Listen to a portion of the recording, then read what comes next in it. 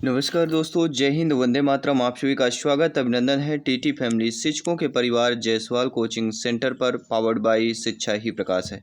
दोस्तों, जैसा आपको पता है, ब्रह्मांड का चैप्टर हम कंप्लीट कर चुके हैं और जो हम अगले चैप्टर की बात करेंगे और एक क्लास नंबर का 4th नंबर रहेगा, चौथा क्लास रहेगा। इसके पहले 3 क्लास ऑलरेडी कंप्लीट कर चुके हैं जो आपके सिलेबस के अकॉर्डिंग, एग्जाम पैटर्न के अकॉर्डिंग क्लासेस चल रही हैं, विद डिटेल के साथ क्लासेस चल रही हैं। और इसके पिछली क्लासेज अगर आपने नहीं देखा तो आई बटन पे ऑलरेडी लिंक दे दिया गया है। तो सभी लोग तैयार हो जाइए 30 महत्वपूर्ण प्रश्नों को अटेंड करने के लिए, प्रत्येक प्रश्न का डिटेल के साथ चर्चा करने के लिए, क्योंकि यहाँ पे टीटी एग्जाम को फतेह करना, क्रैक करना आवश्यक एवं 101% यहाँ पे सही, 101% यहाँ पे पक्का है। तो चलिए सभी लोग तैयार हो जाइएगा। पहला प्रश्न है आज की क्लास का, कि निम्न में से किस तत्व की कमी से घेंघा रोग होता है? नाइट्रोजन, कैल्शियम, फास्फोरस या आयोडीन की बात करते हैं तो किस तत्व की कमी से घेंघा रोग होता है? हम सभी लोग जानते हैं वह है तत्व आयोडीन की कमी से। जी हाँ दोस्तों, घेंघा रोग या ग्वाइटर जो रोग है जिससे गला फूल जाता है, यह शरीर में आयोडीन की कमी के कारण होता है। आयोडीन की कमी के कारण थायराइड ग्रंथि में क्या होता है? सूजन आ जाती है। इसके बाद दूसरा प्रश्न है कि पावर ट्रांसफार्मर की कार्यप्रणाली का सिद्धांत किस नियम पर आधारित है?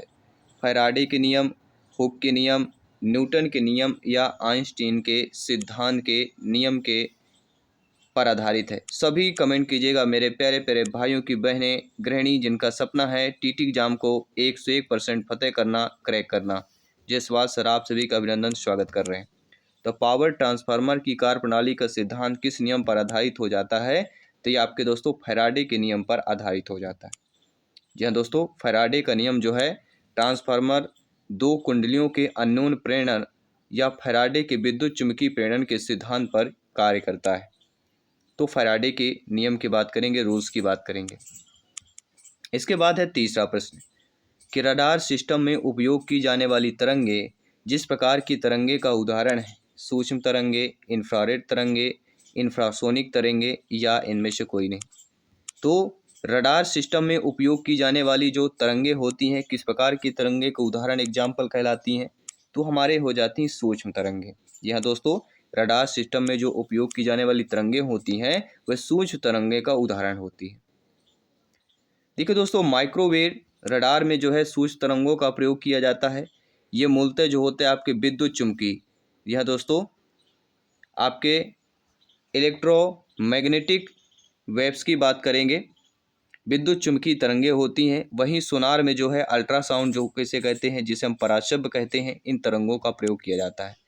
तो सोनार में अल्ट्रासाउंड पराशब्द तरंगों का प्रयोग किया जाता है। अरे इससे भी सोनार से भी प्रश्न आएगा तो आपसे ऑलरेडी बन जाएगा, इसलिए क्लासेज इंपॉर्टेंट होती हैं। बाकी 7 PM में हमारी पेडागोजी की लाइव क्लास होगी तो अवश्य ज्वाइन कीजिएगा। एक उड़ते हुए चक्के के प्रति सेकंड घूर्णन किससे मापी जाती है? बैरोमीटर, एनीमोमीटर, हाइग्रोमीटर या स्ट्रोबोस्कोप की बात करते हैं। तो एक उड़ते हुए चक्के के प्रति सेकंड घूर्णन किससे मापी जाती है? सभी बताइएगा। एक उड़ते हुए चक्के के प्रति सेकंड घूर्णन किससे मापी जाती है? वह मापी जाती है स्ट्रोबोस्कोप की बात करेंगे, स्ट्रोबोस्कोप की बात करते हैं। दोस्तों, स्ट्रोबोस्कोप के साथ साथ बैरोमीटर या वायुदाब मापी होता है, यह एक यंत्र होता है। बैरोमीटर क्या है? एक वायुदाब मापी यंत्र होता है। दूसरा आता है हाइग्रोमीटर, वायुमंडल की आर्द्रता नापने के साधनों को आर्द्रता मापी या हाइग्रोमीटर कहते हैं, जो आपके ऑप्शंस हैं। और अगला जो ऑप्शन दिया गया था एमिनोमीटर, यह हवा की गति को मापने के लिए इस्तेमाल किए जाने वाला एक उपकरण है, जो एक समान मौसम स्टेशन उपकरण है। यह किसी भी गैस के किसी भी रूप की गणना करता है।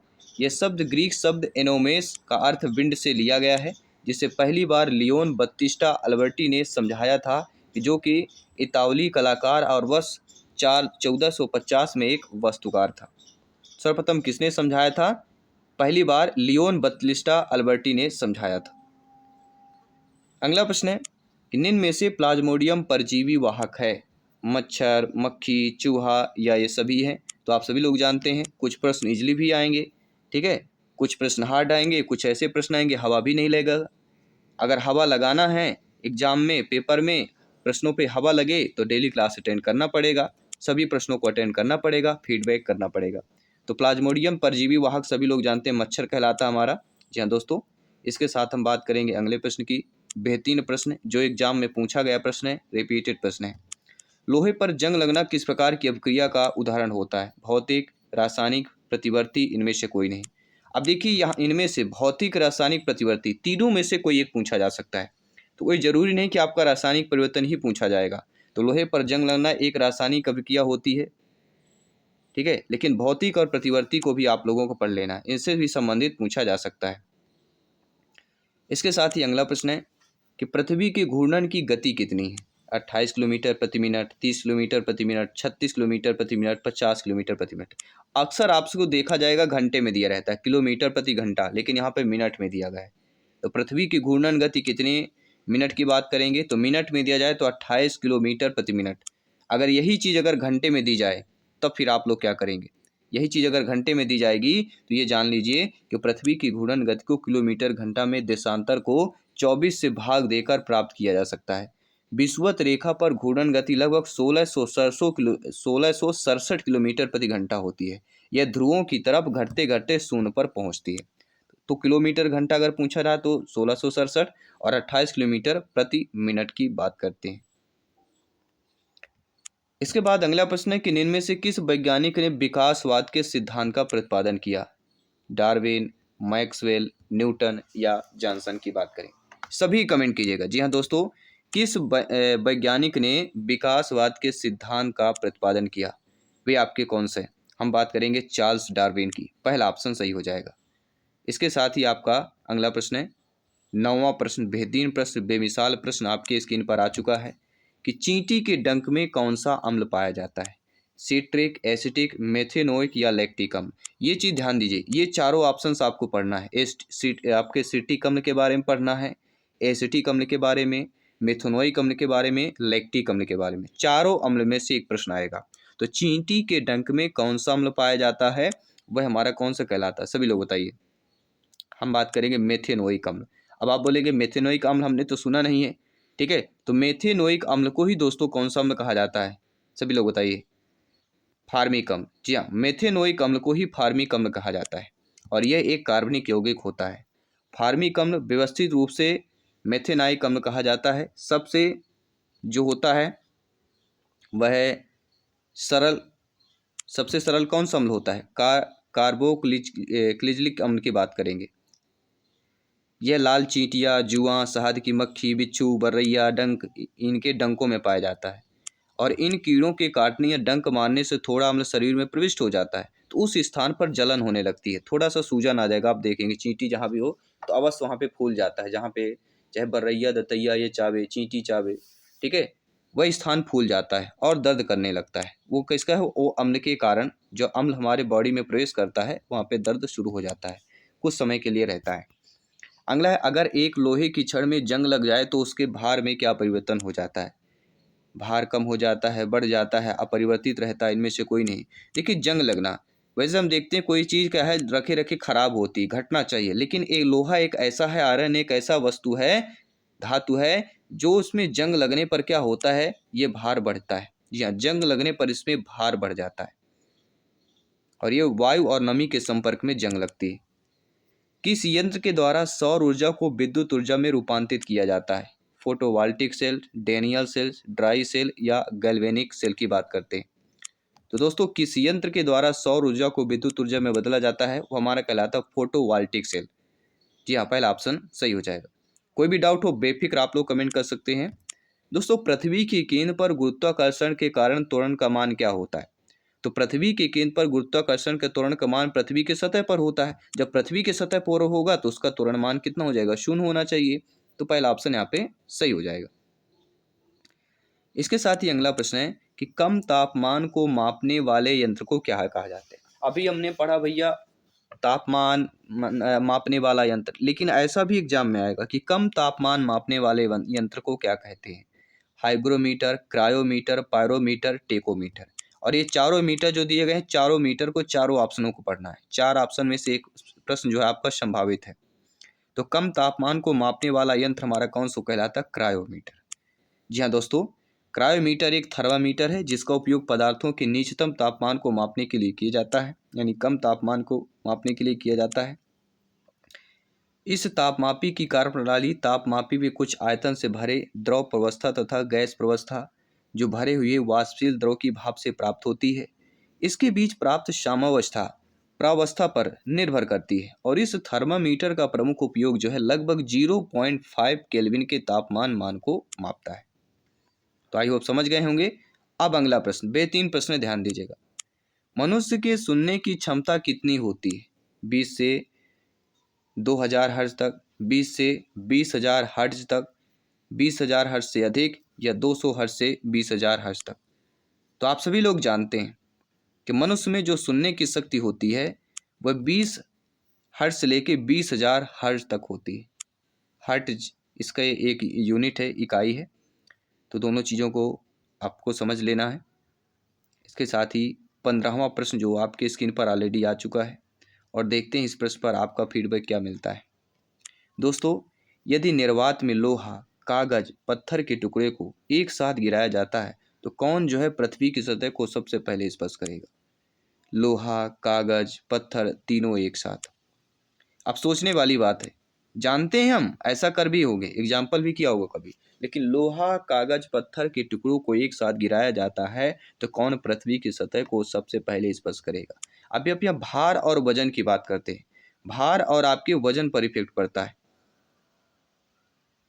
लेकिन ये चीजें आपको ध्यान देना है। ये ध्यान देना है कि तीनों एक साथ गिरेंगे। कैसा पॉसिबल है? सभी लोग बताइए, क्या ऐसा पॉसिबल है? सभी लोग कमेंट कीजिए। क्या आंसर गलत तो नहीं दिया गया है? सभी लोग बताइए, सभी कमेंट कीजिएगा कौन कौन से ऑप्शन आपके तरीके से होंगे, आपका माइंड क्या कह रहा है। निम्नलिखित में से कौन जो है कांच का सबसे महत्वपूर्ण घटक है? क्वार्ट्ज, माइका, सिलिका, या इनमें से कोई नहीं? तो आप सभी लोग जानते हैं कि सिलिका जो है ये कांच का सबसे महत्वपूर्ण घटक कहलाता है। इसलिए अकॉर्डिंग टू क्वेश्चन हमारा जो थर्ड ऑप्शन दिया गया है वह हमारा सही हो जाएगा। इसी के साथ ही अगला प्रश्न है कि पदार्थ का परमाणु सिद्धांत किस वैज्ञानिक ने दिया था? मैक्सवेल, पास्कल, जॉन डाल्टन, या न्यूटन की बात करते हैं। तो आप सभी लोग जानते हैं परमाणु का सिद्धांत जो है जिस वैज्ञानिक द्वारा दिया गया था वह आपके जॉन डाल्टन है दोस्तों। जी हाँ दोस्तों। अगला प्रश्न ध्यान दीजिएगा, 8वां प्रश्न है, वॉशिंग मशीन किस सिद्धांत पर कार्य करती है? जी हाँ, जो वॉशिंग मशीन होती है ये किस सिद्धांत पर कार्य करती है? अपकेंद्री, अभिकेंद्री, उपरोक्त दोनों, या इनमें से कोई नहीं? सभी कमेंट कीजिए। वॉशिंग मशीन सभी परिचित होंगे इस इलेक्ट्रॉनिक आइटम से। तो वॉशिंग मशीन किस सिद्धांत पर कार्य करता है? तो अपकेंद्री पर कार्य करता है। किस पे? अपकेंद्री पर कार्य करता है। अगला प्रश्न है, आघूर्ण बल की एसआई इकाई क्या होती है? आघूर्ण बल की यूनिट क्या होती है? एसआई यूनिट पूछा जा रहा है। तो एसआई इकाई जो होती है तो न्यूटन, न्यूटन मीटर, मीटर प्रति सेकंड, ओम, ये चारों जो इकाई होती हैं, चारों इकाई किस किस के होती हैं ये आपको पढ़ लेना है, ये भी ध्यान दीजिएगा, ठीक है। एसआई और इकाई से एक प्रश्न बस पूछा जाना है, ये रखा हुआ है। अब किससे पूछा जा सकता है ये कोई गारंटी नहीं है, कोई नहीं जानता है, लेकिन संभावित आपके इन चारों में से हो सकते हैं। तो आघूर्ण बल की एसआई इकाई हमारी कौन सी हो जाएगी? वह होगी न्यूटन मीटर की बात करते हैं। इसके साथ ही आपका जो अगला प्रश्न है दिया गया है, आइए देख लेते हैं। 20 नंबर क्वेश्चन दिया गया है।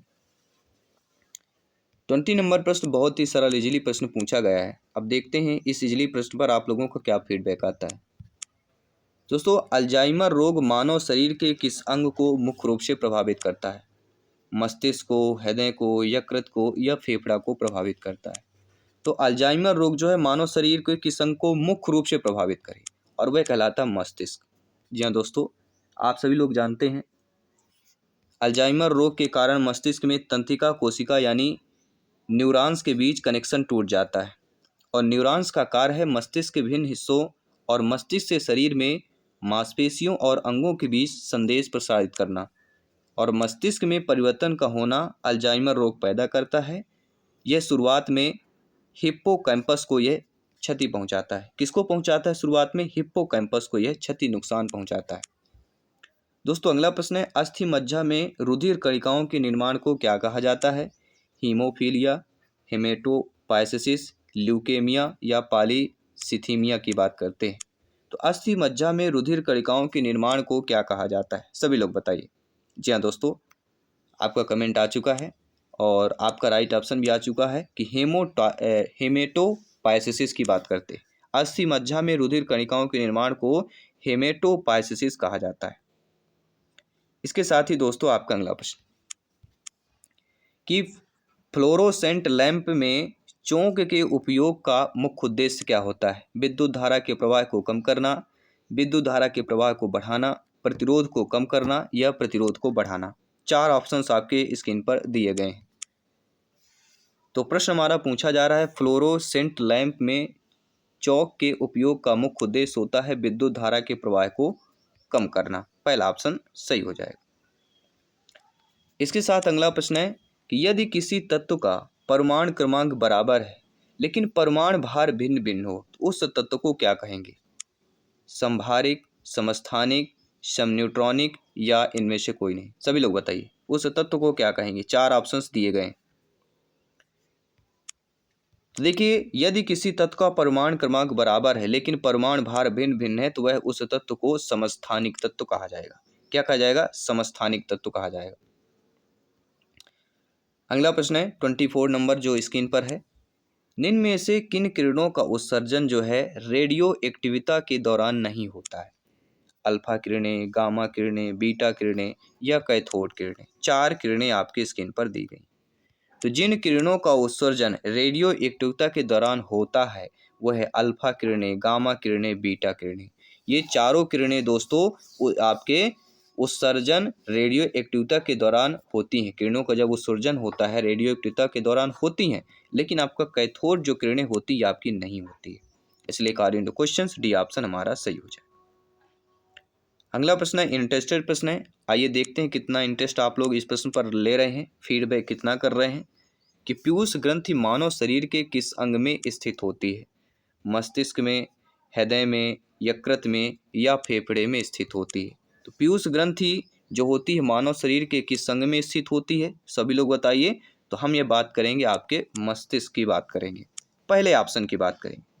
पीयूष ग्रंथि या पीयूषिका एक अंतःस्रावी ग्रंथि है जिसका आकार एक मटर के दाने जैसा होता है। वजन 0.6 ग्राम या 0.02 आउंस होता है। यह मस्तिष्क के तल पर हाइपोथैलेमस के निचले हिस्से से निकला हुआ उभार है और ये एक छोटे अस्थिमय गुहा जिसे हम क्या कहते हैं हिंदी में पर्याणिका में दृढ़तानिका रज्जु से यह ढका हुआ होता है। तो डिटेल के साथ हमने बात किया। आइए बात करते हैं अगले प्रश्न की।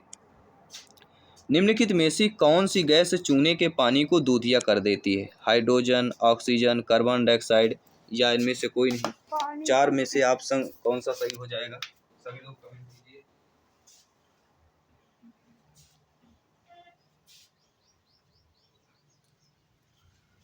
तो आपने कमेंट कर दिया। चलिए, तो इनमें से कौन सा गैस जो है चूने के पानी को दूधिया कर देती है? सभी लोग बताइए। और वह हमारी कहलाती है कार्बन डाइऑक्साइड। जी हाँ, CO2 की बात करें। CO2 गैस है चूने के पानी को क्या करती है? दूधिया कर देती है। इसके साथ अगला प्रश्न है कि ऑक्सीजन की खोज किसने की थी? प्रिस्टले, कॉल्सीले, विलियम हार्वे या ए व बी दोनों की बात करते हैं। जी हाँ दोस्तों, ऑक्सीजन की खोज कोई एक व्यक्ति ने नहीं की थी। ऑक्सीजन की खोज ए और बी, प्रिस्टले और कॉल्सीले, इन दोनों ने मिलकर किया था। जी हाँ दोस्तों, ऑक्सीजन की खोज का श्रेय प्रायः 2 व्यक्तियों को संयुक्त रूप से दिया जाता है, कार्ल विल्हेल्म सीले और जोसेफ प्रिस्टले। वैसे अन्य साहित्य पढ़कर तो ये लगता है कि ऑक्सीजन की खोज इन दोनों से सदियों पहले की जा चुकी थी। अलबत्ता यहाँ इन दोनों की चर्चा करने के बाद इस मुद्दे पर भी थोड़ी बात करेंगे कि किसी चीज़ की खोज करने का क्या अर्थ होता है। ऑक्सीजन के संदर्भ में यह सवाल बहुत ही अहमियत रखता है, जो कि एग्जाम में अक्सर पूछा भी जाता है। तो कुछ चीज़ें हमें जो बोलना होता है वो लिख देते हैं ताकि आप लोग देख भी सकें। निम्नलिखित में से कितनी ऊंचाई पर ऑक्सीजन की मात्रा नगण्य होती है? 50 किलोमीटर, 80 किलोमीटर, 100 किलोमीटर या 120 किलोमीटर? तो कितनी ऊंचाई पर ऑक्सीजन की मात्रा नगण्य होती है यानी ना के बराबर होती है? और वह कहलाती है आपके 120 किलोमीटर ऊंचाई की बात करेंगे। देखिए दोस्तों, वायु गैसों का मिश्रण है जो पृथ्वी के चारों ओर घेरे हुए है। वायुमंडल गैसें जल वाष्प और धूल के कणों से बनी हुई हैं। वायुमंडल की लघु या वायुमंडल की वायु के लगभग 21% ऑक्सीजन होता है। यह वायुमंडल की दूसरी प्रचुर गैस होती है ऑक्सीजन।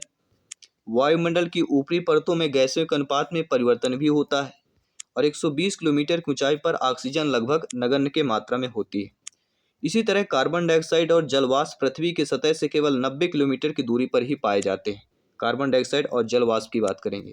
साथ ही साथ नाइट्रोजन सबसे प्रचुर मात्रा होता है, 78% के आसपास होती है। कार्बन डाइऑक्साइड, आर्गन, मीथेन सूक्ष्म मात्रा में पाए जाते हैं। इन चीज़ों को भी ध्यान देना है। और अगला जो प्रश्न है कि हमारे पृथ्वी का वायुमंडल कितने भागों में बटा हुआ है। तो सभी लोग जानते हैं हमारे पृथ्वी का वायुमंडल 5 भागों में बटा हुआ है और 5 भागों को डिटेल के साथ अवश्य पढ़ लीजिएगा। जी हाँ दोस्तों, क्षमता आपका पहला आता है क्षोभ मंडल, इसके बाद समताप मंडल, मध्यमंडल, आयन मंडल और बाह्य मंडल। पांचों मंडलों को डिटेल के साथ अवश्य पढ़िएगा क्योंकि यहाँ से 1-2 प्रश्न अवश्य पूछे जाते हैं। अगला प्रश्न है, निम्नलिखित में से कौन वायुमंडल की सबसे गर्म परत है? थर्मोस्फियर, मेसोस्फियर, आयनोस्फियर या स्ट्रेटोस्फियर की बात करेंगे। तो सभी लोग जानते हैं सबसे जो वायुमंडल की हमारी गर्म परत कहलाती है वह कहलाती है थर्मोस्फियर। जी हाँ दोस्तों, थर्मोस्फियर वायुमंडल की सबसे गर्म है और सबसे व्यापक परत भी है क्योंकि सौर विकिरण को अधिक आसानी से अवशोषित करता है और इसका तापमान 1000 डिग्री सेल्सियस से भी अधिक होता है। और अगला प्रश्न रहेगा जो आप सभी के लिए मॉक क्वेश्चन के रूप में प्रश्न रहेगा कि वायुमंडल में उपस्थित सबसे हल्की गैस कौन सी होती है? हाइड्रोजन, ऑक्सीजन, नाइट्रोजन या नियान? ये आप सभी के लिए मॉक क्वेश्चन के रूप में है। सभी कमेंट कीजिएगा, फीडबैक कीजिएगा। साथ ही साथ 30 प्रश्नों में आपने कितना स्कोर प्राप्त किया ये भी आपको कमेंट करना है। मैं आपके साथ जयसवाल सर मिलता हूँ आपकी अगली क्लास पर। सभी मित्रों को जय हिंद, वंदे मातरम।